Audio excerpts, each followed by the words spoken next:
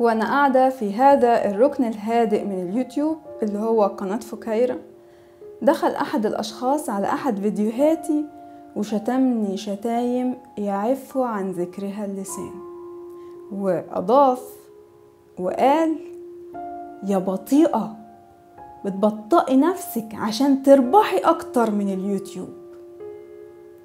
طبعا أنا كنت في حالة من الصدمة، أولا لأن أنا اتشتمت، وحاولت أحط نفسي مكانه وافتكر هل في مرة أنا دخلت على أحد الفيديوهات وشتمت صاحبه، ولو حتى بيني وبين نفسي، فلقيت إن ده عمره ما حصل. والصدمة التانية كانت إنه الشخص ده بيعتقد وآخرين إنه الربح من اليوتيوب هو بنظام إن الدقيقة ب5 جنيه والحسابة بتحسب. عشان تربح من اليوتيوب، أولا وفقا للقوانين الجديدة لازم يكون في مجموعة من الشروط، إن القناة بتاعتك يكون فيها 1000 مشترك على الأقل، وتكون فيديوهات القناة عاملة على الأقل 4000 مشاهدة. نفترض إن أنت عندك قناة والقناة دي عليها فيديو عامل 1,000,000 مشاهدة، ولكن عدد مشتركينك 500، فأنت مش هينفع إنك تربح أي حاجة. الحاجة التانية هي إنك تشترك في نظام المونتايزيشن، اللي هو بيسمح إن اليوتيوب يحط إعلانات على فيديوهاتك، ومن خلال الإعلانات دي أكيد يوتيوب بيكسب، فبيديك نسبة من الربح. أوكي، هفترض معاكو إن في شخص متوفر في قناته كل الشروط، فوق 1000 مشترك، فوق 4000 مشاهدة، ومفعل الإعلانات على قناته وعمل لها مونتايزيشن، فهيبتدي يربح. هيربح كام؟ أول طريقة للربح من اليوتيوب هي عن طريق المشاهدات، والمشاهدات دي مش المقصود بيها مشاهدات الفيديوهات بقدر ما هي مشاهدات الإعلانات اللي على الفيديوهات.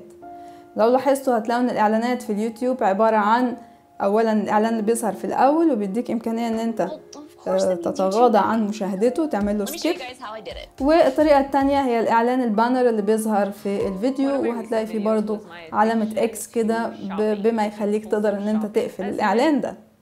لو انت عملت سكيب او انت قفلت الإعلان، فبالتالي يوتيوب مش هيربح، وبالتالي صاحب القناة مش هيربح.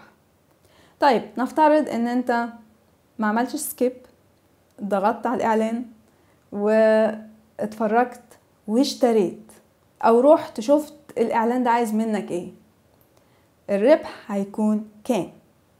عشان تفهم الجزئية دي أنا هدي مثال بقناة فكيرة. أنا قناة فكيرة هي قناة مختصة بالهيلثي لايف ستايل أو الحياة الصحية، هي مساحة للهدوء والإبداع، رؤية مختلفة لثوابت الأمور. فلما يوتيوب يفكر إنه يحط إعلان على قناة فكيرة، هيفكر إنه يحط حاجة تكون متعلقة باهتمامات الناس اللي بتشاهد هذه القناة. فنفترض مثلا إنه هو هيحط إعلان لآي هيرب، وآي هيرب ده موقع للمنتجات الصحية. أوكي، حط الإعلان، وهفترض معاكو أفضل سيناريو هو إن الناس ما قفلتش الإعلان، والناس ضغطت وراحت فعلا اشترت شيء ما من الموقع، مثلا رز بني، رز كامل. الرز الكامل ده طبعا فيه ألياف وصحي فالراجل راح اشترى الرز ب3-4 دولار. طيب على الجانب الآخر في قناة تانية مختصة بالتكنولوجي، باللابتوبس، بالآيباد، بالتابلت، بالحاجات دي، فيوتيوب عنده شركة عايزة تعلن عن لابتوبس، فهيفكر على طول مش في قناة فكيرة ولكن في قناة المختصة بالحاجات دي، وهيحط الإعلان عليها. هفترض معاك برضو أفضل سيناريوهات حصلت، والشخص اللي بيتفرج على الإعلان ضغط وراح اشترى لابتوب. طيب اللابتوب ده تكلفته كام؟ 3000-4000 دولار. لو احنا فكرنا في آي هيرب اللي بيفكر ان العميل بتاعه اللي هو بيستهدفه من خلال الإعلان هيشتري من عنده حاجة ب3-4 دولار، في حين ان الشركة التانية هيشتري الراجل لابتوب ب3000-4000 دولار، فأكيد آي هيرب مش هيحط في ضغطة الإعلان ده قد ما هيحط الراجل بتاع اللابتوب في الضغطة بتاعة الإعلان ده. وبالتالي ممكن تلاقي قناة أو قناتين لهم نفس المشتركين، عدد المشتركين نفس المشاهدات، ولكن في قناة منهم ضغطة إعلانها بحسب الكاتيجوري اللي هي شغالة فيه بيكون أكبر من ضغطة إعلان على قناة تانية. فمن هنا ممكن تلاقي قناة بتعمل مثلا $50 في السنة وفي قناة تانية بتعمل $50 في الشهر، في قناة بتعمل $100 في الشهر. فيفرق بين طبعا عدد المشاهدات وعدد المشتركين، ولكن كمان في القناة دي مختصة بإيه، والحاجة اللي هي شغالة فيها دي بتربح كام، فده عامل مهم. في طبعا طريقة تانية للحساب الإعلانات اللي هي باي امبريشن، إنه مثلا صاحب الشركة هيقول أو الشخص المعلن إنه والله لو في 1000 شخص شافوا الإعلان، حتى لو ما راحوش اشتروا أو ضغطوا أو كده، لو في 1000 شافوا أنا هدفع $0.25، بحسب هو إمكانياته قد إيه والحاجة اللي هو شغال فيها تكلفتها قد إيه. فدي أول طريقة من طرق الربح على اليوتيوب. طريقة تانية متعلقة برضو بالمشاهدات والاشتراكات وهي السبونسرشيب. انه ممكن الشخص بما ان عنده مشاهدات على قناته ومشتركين، ممكن احدى الشركات تتواصل معاه وتقول له طب احنا ايه رأيك تتكلم عن المنتج بتاعنا ده، واحنا يعني هنسبونسر الفيديو. سبونسر الفيديو ده ممكن يكون بان هم هيبعتوا المنتج ببلاش.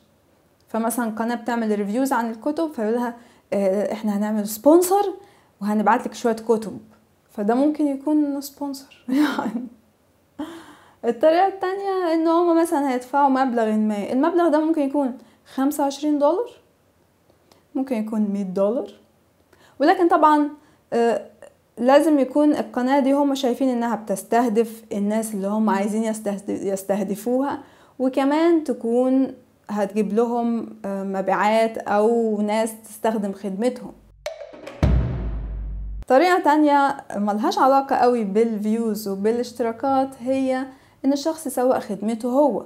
فممكن مثلا واحدة تكون مستشارة تغذية متخصصة في هذا الموضوع، تبتدي تعمل فيديوهات عن ازاي تعيش حياة صحية ونصائح، وبالتالي هيبقى جايز مش ناس كتير قوي، يعني جايز فيديوهاتها ما تعملش مشاهدات ضخمة زي مثلا تحدي الكف او تحدي جردل الماء او ماذا في حقيبتي ولكن هيكون عندها عدد من المتابعين اللي هم معنيين بالموضوع ده. جايز عدد مش كبير، ولكن العدد اللي مش كبير ده في منهم ناس هيكونوا حابين ان هم ياخدوا استشارات خاصة. فلو هي مثلا عندها عيادة او ممكن تعمل استشارات اونلاين، فيكون ده احد طرق ربحها من اليوتيوب. طريقة تانية هي الافيليت لينكس. افيليت لينكس معناها ان انت بتشوف احد المواقع اللي بتسمح انها تديك نسبة من المبيعات لو انت سوقت المنتجات بتاعتها. فهرجع تاني للشركة بتاعت التكنولوجي دي، الراجل عمال يطلع بقى يعمل ريفيو مثلا الكاميرات، والكاميرا دي تحفة ورائعة ومش عارف ايه، واللينك اللي في صندوق الوصف ده هيكون فيه لينك للكاميرا اللي على الموقع اللي هتديله نسبة لو في حد من عنده من اللي شافوا الفيديو على القناة راحوا اشتروا الكاميرا دي. فعلا لازم يكون اشترى، مش راح زار. لو راح زار ورجع مش هتتحسب.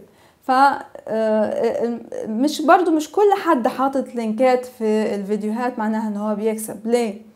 لانه كل موقع ليه السيستم بتاعه. في مثلا امازون بيديك 90 يوم، لو في خلال 90 يوم دول ما جاش من عندك عدد معين من الناس اشتروا من الامازون، اشتروا من خلال اللينكات دي، بيفسخ التعاقد وبيقول لك شكرا، لما يبقى عندك بقى ناس كافية نبقى نعمل التعاقد ده تاني.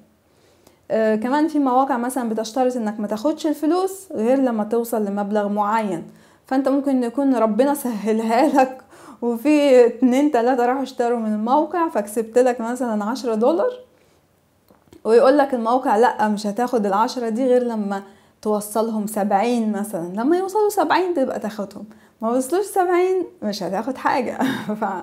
فحتى لو في لينكات في صندوق الوصف ده مش معناه ان الشخص ده بقى بيعمل ارباح طائلة، الا لو هو عنده عدد من الناس كتير جدا بيقدر ان هو يبعتهم من خلال اللينكات دي. في برضو طريقة تانية، ودي مش عارفة اذا كنت اقول ربح، ولكن ان الواحد بيعمل فيديو ده بياخد طبعا معدات ومجهود ووقت ومونتاج. طبعا مش كل الناس اللي على اليوتيوب بيعملوا الكلام ده، وممكن احيانا الناس تصور بالموبايل كده وخلاص ويحطوا الفيديو زي ما هو حتى من غير مونتاج، ولكن في ناس بتبذل مجهود في الفيديوهات فبياخد وقت كبير من وقتها، وفي موضوعات معينة ما ينفعش انها تعمل مشاهدات كبيرة، او ما ينفعش حتى ان الواحد يحط لينكات affiliate links، او حتى انه يتعمل لها سبونسر. فمثلا انا عندي قناة يونيك تي في، قناة التانية هي مختصة بكل ما هو فريد ومختلف، بتحتفل بالاختلاف وبتحاول تخلق تقبل اكثر للاخر المختلف. فموضوعات زي دي يعني انا فيديوهات القناة ممكن تلاقوا عليها ديسلايك كتير، ممكن تلاقوا شتايم كتير، لانه الناس لسه مش متقبلين الموضوعات بتاعة القناة، لسه يعني جايز محتاجة وقت. في المستقبل ممكن ناس تبتدي تشوف ان الفيديوهات دي تستحق الاعجاب، ولكن حاليا ممكن تلاقي عليها ديسلايكات كتير، والديسلايك ما بيكونش ليه علاقة بالفيديو كان معمول ازاي او الفيلم، لانها بتعرض افلام تسجيلية برضو، ولكن ممكن تلاقي انه هو عمل ديسلايك او شتم مجرد من العنوان. فقناة زي دي بيكون صعب انه مثلا يتعمل لها ربح من السبونسرشيب او من الفيوز لانه اما يوتيوب هيلاقي ان هي الفيديو واخد كده ديسلايك كتير هيفتكر ان الفيديو ده سيء، فمش هيفتكر ان هو موضوع بس مش لسه مش متقبل دلوقتي. فالنوعية دي من القنوات، وفي قنوات تانية طبعا بتعمل، في قناة أعرفها بتعمل توعية للأطفال، بتحكي لهم كل ما له علاقة بالتاريخ بشكل جميل، والأهالي معجبين بالقناة دي جدا، رغم انه طبعا مش ناس كتير مهتمة بالتاريخ او تحب انها على اليوتيوب انها تقعد تشوف حاجات تاريخية، مش زي طبعا فيديوهات القطط والكلاب او التحديات. فبالتالي عملوا الطريقة دي عشان لو حد عايز يساند قناة انها تستمر، وهي الدونيشنز او التبرعات. التبرعات ممكن تكون عن طريق الباي بال او عن طريق حاجة اسمها الباتريون. الفرق بين الباتريون والباي بال انه الباتريون بيديك فرصة انك تتبرع للقناة دي على مدار وقت. يعني مثلا باي بال انت لو هتتبرع $5 هتبقى دي $5 وخلاص، لكن على باتريون لو انت دفعت $5 هتتاخد منك كل شهر، فبالتالي صاحب القناة ممكن ياخد زي steady income او دخل ثابت شوية، ممكن هو يخليه يقدر يستمر في ان هو بيكمل في القناة او في الموضوع اللي هو بيشتغل عليه. فدي احدى الطرق، مش الربح ولكن انك تقدر انك تستمر في اللي انت بتعمل، او انك تدعم صاحب القناة دي في ان هو يعمل اللي هو بيعمله. طبعا الموضوع تريكي لانه يوتيوب كتير جدا بيغير الالجوريثم او الطريقة اللي بيتم حساب فيها مين الفيديو اللي يتشاف الاول على اول صفحة او في اول نتائج البحث. يوتيوب بيتحمل عليه كل يوم اكتر من 1,000,000 فيديو، فبالتالي مين هيكون فين المنافسة بقت شديدة جدا، وبقى صعب ان انت حد يلاقيك. ومن هنا خلينا نتكلم بقى على موضوع طول الفيديو. هل طول الفيديو بيأثر بأي شكل من أشكال على الربح؟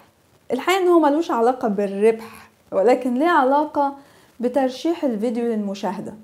يوتيوب لقى انه في ناس كتير عندهاش ضمير بتدخل على مثلا تشوف ايه الحاجة اللي ماشية دلوقتي الناس كلها عايزة تتفرج عليها. فمثلا let's say زواج شيرين وحسام حبيب، ده الناس كلها عايزة تتفرج وتشوف ايه اللي حصل ومين وفين، فتلاقي في حد راح مغير عنوان الفيديو وخلاه زواج شيرين وحسام حبيب، مع انه المحتوى ملوش علاقة بالموضوع ده. فيجي الناس يدخلوا على الفيديو يشوفوا ان هو ملوش علاقة، فيقوموا خارجين. المشاهدة هتكون مثلا دقيقة او كام ثانية، فهم اكتشفوا ان الموضوع ملوش علاقة بالعنوان، وبالتالي يوتيوب لقى ان في فيديوهات بتعمل مشاهدات عالية جدا رغم انه مدة المشاهدة فيها بتكونش كبيرة لانها بتتم عن طريق التزوير. فابتدوا يفكروا اوكي خلونا ندخل في الالجوريثم في حساب مين يتشاف امتى وفين طول مشاهدة الفيديو. فمثلا انا بعمل طريقة عمل البيتزا وفي دقيقة، وفي قناة تانية بتعمل طريقة عمل البيتزا في 3 دقايق. هنا الناس شافت نص دقيقة وهنا الناس شافت 2.5 دقيقة.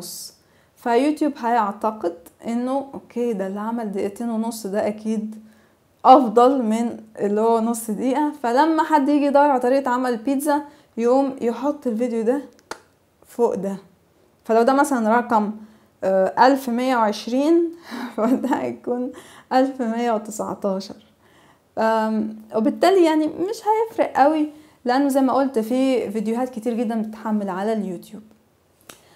ارجو ان الفيديو يكون وضح طريقة الربح من اليوتيوب ده لو كان في ربح، واتمنى ان الناس ما توجهش هذا القدر من الغضب والكراهية للفيديوهات، لانه ده هيضرك انت قبل ما يضر اي حد تاني، لان انت بتبذل طاقة من نيجاتيف انرجي، طاقة سلبية بتوجهها، وده بيتعبك انت قبل اي حد.